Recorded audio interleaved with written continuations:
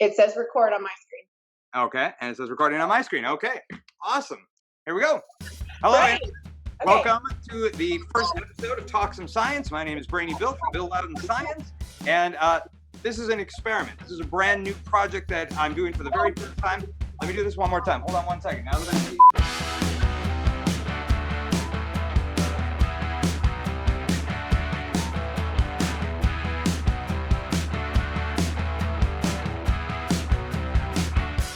Hey, Internet! Welcome to the first episode of Talk Some Science. I am your host, Brainy Bill from Louden Science. I am here with Janelle Nicole from Cardinal Muscle Performance. Hello, welcome. Hello. The reason that I'm so excited that you're here, you're the perfect first guest because you've been my number one hype online since like day one. Janelle Nicole is owner-operator of Cardinal Muscle Performance. According to the website, one of North Texas's most well-established and highly respected professional fitness trainers. She is resistance training certified, is a certified fitness resistance specialist, and is one of the very few personal trainers in North Texas to hold an accreditation in muscle activation techniques. And then you describe what it is on the website, but maybe you want to just speak to that a little bit. Sorry. Hey. Okay, dogs. Well, what I do, I'm also a corrective exercise specialist and biomechanics specialist. So I kind of exist in the in-between world, kind of before people get hurt and then after rehab, after people are cleared through rehab. So I'm kind of a niche market, but I just help people improve movement patterns to prevent injury and then improve movement patterns to get back up to performance level. I also have, just kind of normal personal training clients, every day. And then I also have online training. And then I'm also a nutritionist. So I deal in all of that. We're both business owners. I'm in New York, you're in Texas. That is not how we know each other. However, we know each other from Lisbon, North Dakota, where we both went to school, class of 2003, class of 2004. Yes. I did dig up my high school yearbook. Obviously, we're in a pandemic. How do you stay motivated? When you get up in the morning, it's been like 6 days since you've seen another human being other than maybe like the gas station attendant or whatever. Like, how do you stay motivated? How do you get up in the morning? What are you watching? What are you listening to? Are you reading? What do you do? So have you ever heard of the Whoop Strap? This is kind of a sidebar. Mm-mm. But it's like a little measuring device, kind of like a Fitbit, but a little bit on steroids. So like it sleep and all that stuff, and it measures your HRV. And well, I am an introvert that you can measure. Like if you have me socialize with people, it measures like stress via a strain. Mine will be through the roof, but I could work out at home for 3 hours and not remotely hit the same thing I would going out and like being around more than 2 people that I love dearly. Mm-hmm. But we do probably both know people who are very extroverted, and this has been pretty painful for them. And so if they're starting to notice that their habits are, getting less healthy, they're either eating more, stress eating more, or, binge watching a lot more TV. What do you say to them to get them to just stay motivated? So there's things that they can do. Like I encourage making noise. Like it sounds silly, but like having loud music when you're working out, or trying to Zoom with someone else when you are doing something that might motivate, that you might need help being motivated to do. So like taking your phone on you or with you on a walk, and have your friend with you while you're talking, and that works. And then also podcasts can give you the like illusion that other people are talking to you. As weird as that sounds. But really, you got to just kind of boil down. Everything always boils down to what are your goals and what do you have to do to meet them? And is that important enough to you?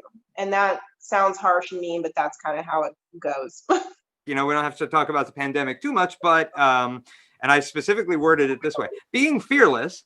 What do you say to people, or at least being fearless on the surface, what do you say to people who dismiss basic safety protocols to reduce the spread of coronavirus as fear?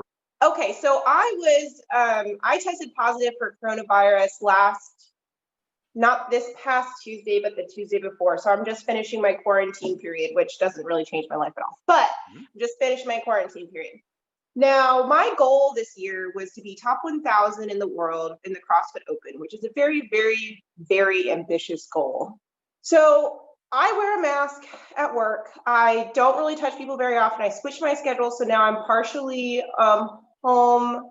I work from home now, part time. So I do a lot of Zoom sessions, but I also go into the studio still because some of what I do is hands on, and I can't do that via video. Okay, so we have a lot of protocols in place. Well, I still got it. And I, had my fever and I had my flu symptoms and all that stuff. And I really didn't notice a whole lot else besides some sinus drainage. But then yesterday I had to do one of my workouts and it was a rowing running workout. And 20 minutes in, I started having trouble breathing. I train 2 to 3 hours a day. I should not have trouble breathing. And we're talking to the point where like I felt nauseous, like wanted to throw up. This is going to now affect my goals for hitting top 1,000 in the world. I'm going to still work really hard for it, but this is something that I can't control now.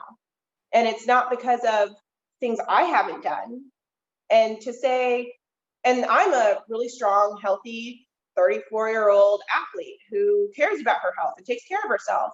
And if I can get it really without knowing how, I would hate to give that to someone else, to somebody who doesn't have the ability or maybe has asthma or had just gone through chemo. Someone who's like beaten cancer is now going to die because possibly I could give it to them without knowing.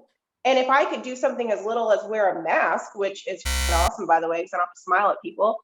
Oops, sorry. I swore. I'm sorry. Anyway. Fine. It's fine. I don't even know what the protocol is for that. We'll figure it out in post. I don't know how to tell you and explain to you that you should care about other people. I don't know what other words, because those words obviously mean nothing to you, but I don't know how else to demonstrate that that's part of being a good person. What other kinds of science are you interested in? Like what else, do you just like follow headlines for or read articles about? Like what other kinds of science are fascinating? Well, I love quantum physics. So I love learning about electron behavior and the new studies that come out with that and the relationship to possible other dimensions and atomic behavior and the new theories. And I love when the theories get pushed aside, because a lot of times with a new theory, like they take one thing from it and then they create a new one. So I love seeing that pattern. Like I've been kind of following the interdimensional patterns since the string theory times. So Richard Feynman and all that jazz.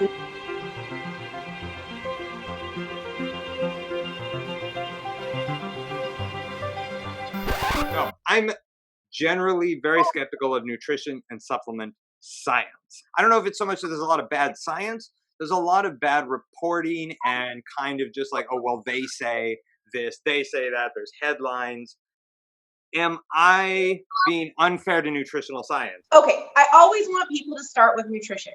Just get your nutrition right first. Because of the processing of food now, we go to a grocery store, you don't go out to a field, you don't, get things directly. There's a lot of stuff that happens between the time that food is slaughtered or harvested or whatever, and we really don't know. I mean, like you really don't know what happens. So and then also the variety of food that you would have to eat, which has been basically bred out of American food.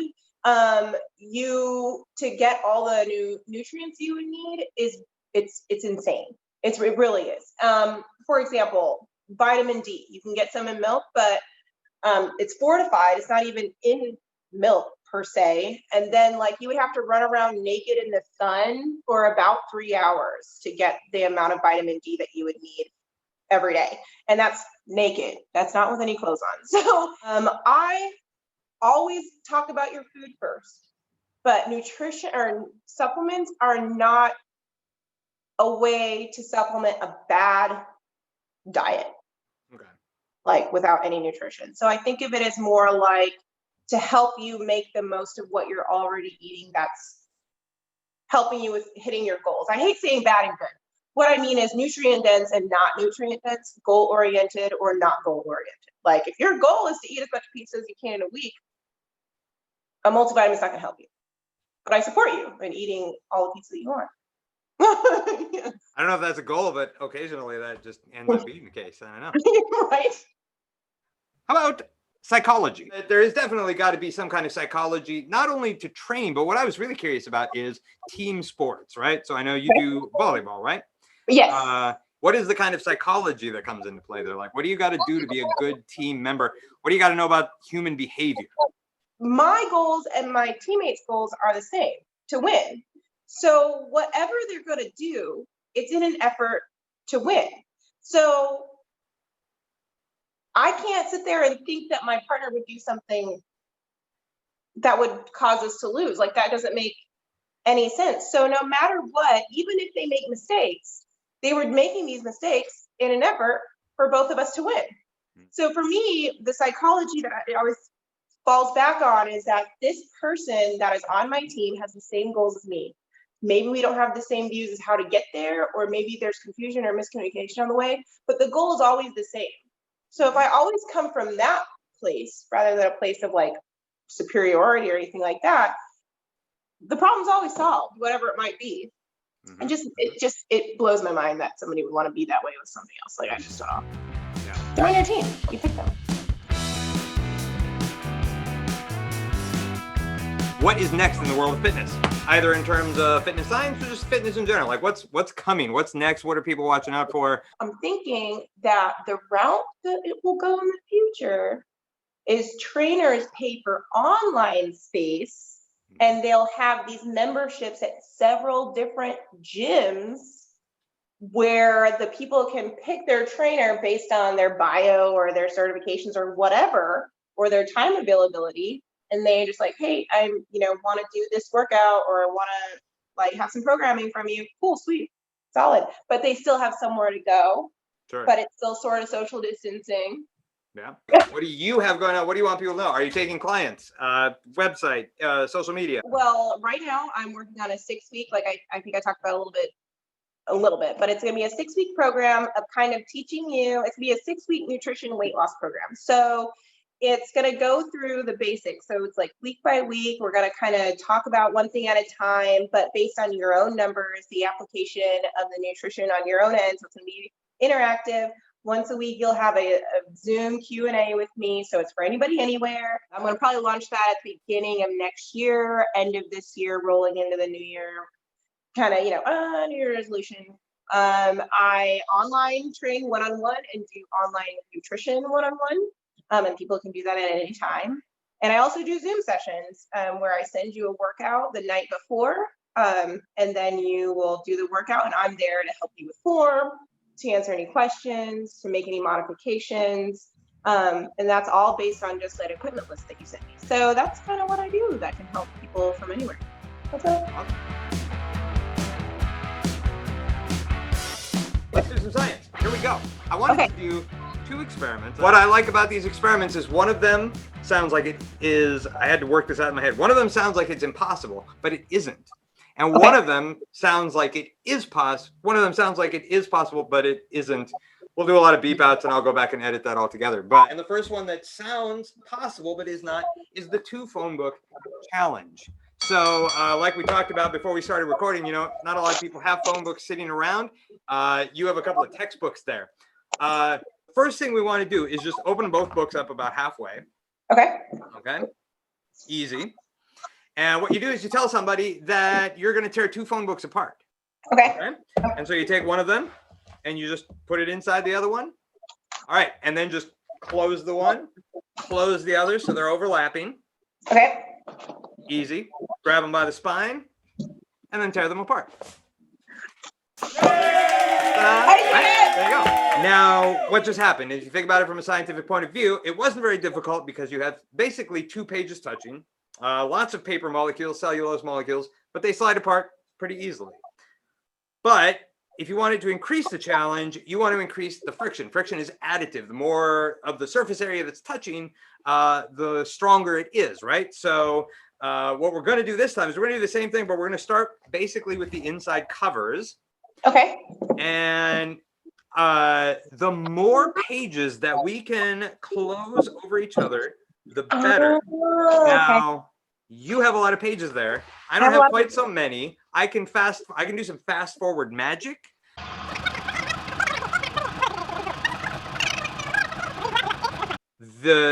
When we just had the one page touching, there was very little friction, right? Okay. Right. And I was able to pull them apart. And I'm not going to exaggerate in any way when I take these two now. And these are not like huge phone books.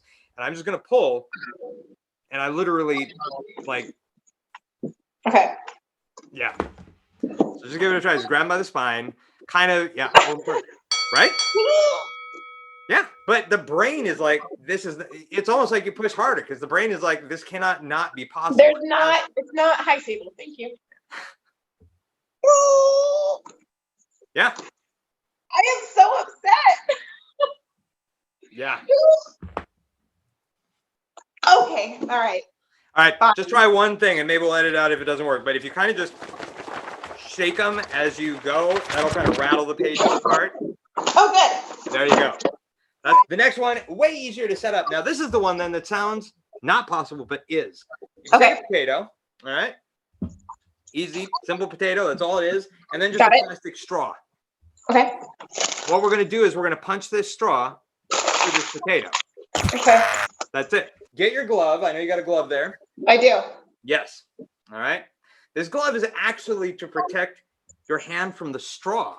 Because if you can at least accept that you can punch a straw through a potato, there's always the risk that you can also punch a straw through your hand. So I can punch a straw through a potato. Here's the deal. When like science educators like me, when they do this, they try to tell you that it's because of air. So they have you try it once without covering the top of the straw. Okay. And they say it doesn't work. And then they have you put your thumb over the top and then you do it and supposedly it works. Here's the thing. Every time I do this, I get exactly the opposite. So the best way to do it is just like kind of hold half the potato. Okay. Yeah. Like that. Kind of hold it up off the table, and it's just one smooth motion. And I would try it without covering the top. We can try it both ways. Let's see what happens. Ready? 1, 2, 3. Oh, well, it didn't go through, but it's close. Let's try it the other way. I don't know if you have like a crazy straw, so you can have like cover the end of it with your thumb, or just, I guess I've just been like folding it over, kind of pinching it. I don't know which. Yeah. Getting close.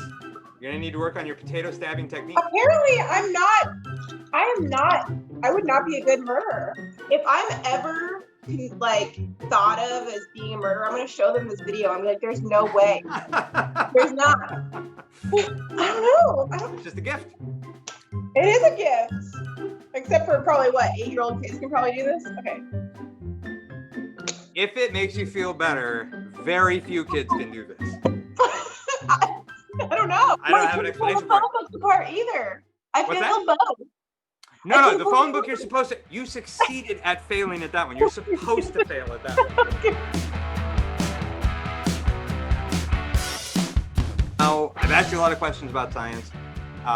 You've let me show you some cool science demonstrations. I was wondering if you would show me and anybody watching, something in your wheelhouse. Yeah, let's just go to my living room. I'm gonna get in on this too. And So my home base is always functional movement. So always trying to combine movement patterns, do kind of more realistic life stuff.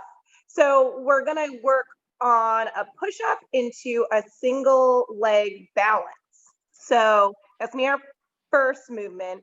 I'm probably just we're gonna do 2 movements that could actually, if you just did multiple sets of it or timed, it could actually be a pretty good just total body movement. So you're gonna start in a push-up position. Okay. Like that. Okay. Yeah, excellent. And you're gonna do a push-up. Okay.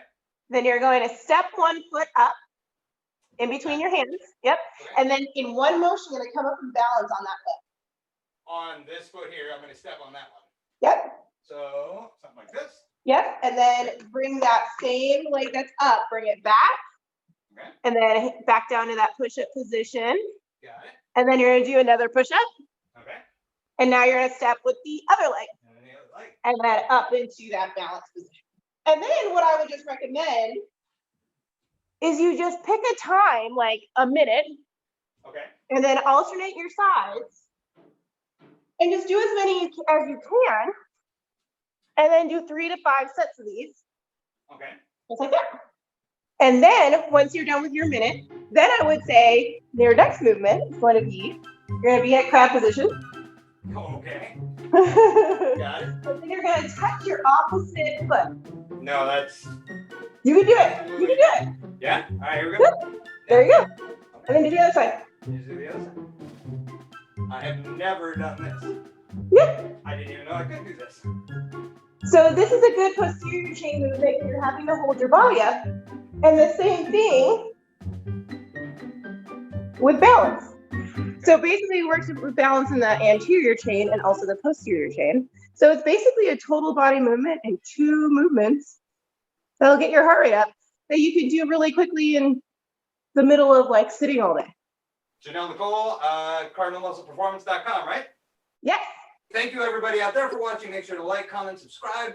If you have any comments, if you have any questions, if you have anybody you know, or even you yourself, if you want to participate in this series, talk some science, let me know. Let me know in the comments, send me an email. And moving forward into the future, remember, do more science.